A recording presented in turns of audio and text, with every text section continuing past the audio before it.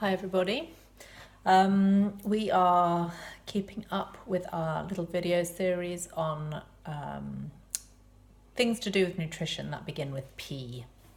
And this particular video is for the ladies. So guys, you can feel free to skip over this one unless you're especially interested. So this video is about the P of periods, and the way that time of the month can affect our food choices, can affect the way we feel, which affects our food choices. So we're going to talk a little bit about that.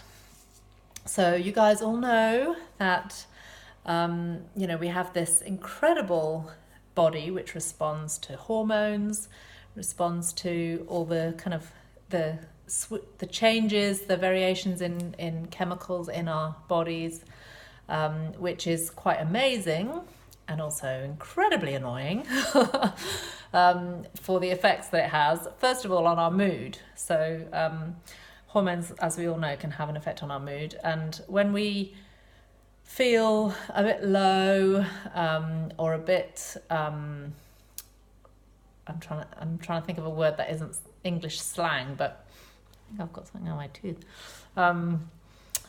We feel kind of tetchy, we feel a bit scratchy with people and with ourselves, and our mood swings can lead us to eat comfort food. We're eating for comfort, we're eating for reasons other than hunger, and we all know that there's times in the month we are often the times when we turn to chocolate, or we turn to wine, or kind of more carb loaded food choices. So that's one way that our hormones affect us. They affect our mood. But they also affect our appetite. It can be a time in the month when we really do genuinely feel more hungry. Give me all the food, kind of a feeling. So what do you do at that time in the month when you want to stay on track with your nutrition, but there are these genuine challenges? So I was having a bit of a think about it, and there are things other than food, healthy kind of lifestyle choices that we can make, which just help us to kind of feel like we're on a bit more of an even keel. So one of them obviously is exercise. It's always good for us to get outside. It's always good to go and have a walk.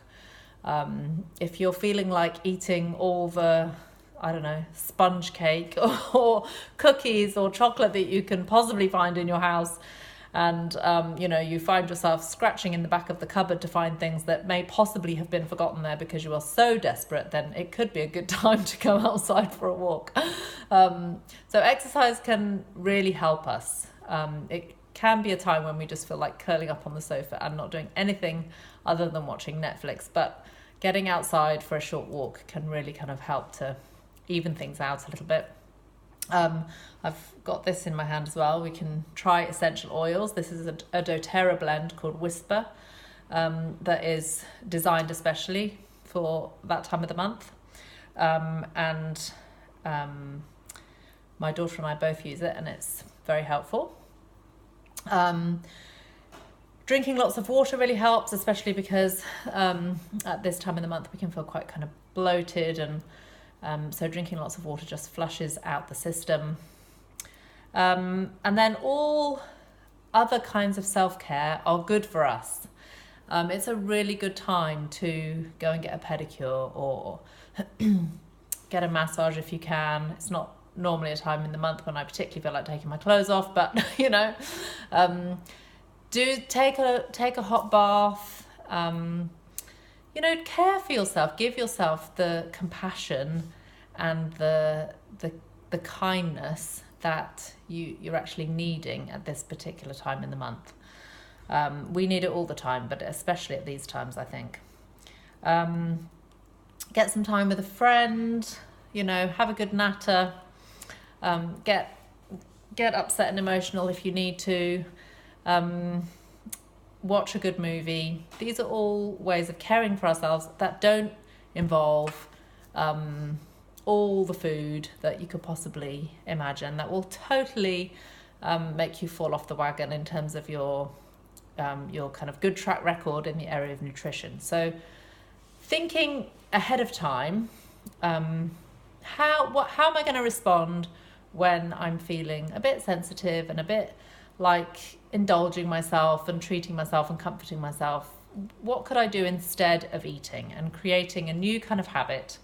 An example would be, if you had an oil like this and you get used to the smell of it, you could learn to associate that smell with something other than food, for example. So, you know, when you've got your period for those few days, or a few days before when you're feeling crappy, and you get in the habit of using an oil like this, it's got a particular smell, and you associate that with, I don't know, curling up on the sofa with a hot water bottle and a good movie, or having a foot rub, or something that isn't food related, that's going to help. That trigger is going to help you to shift that habit sequence.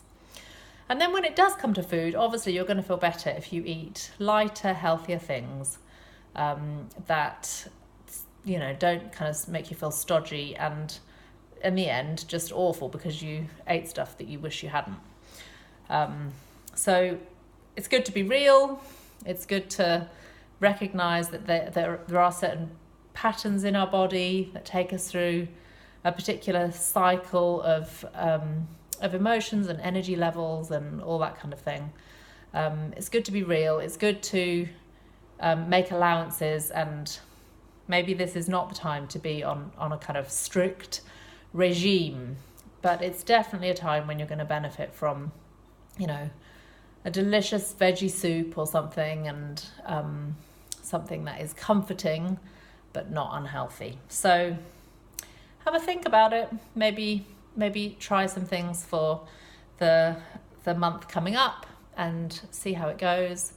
And if you've got ideas of things that work for you, that kind of help you not fall off the wagon in these times of sort of slightly extra sensitivity, then share them all with the rest of us below where I post this video. Thanks.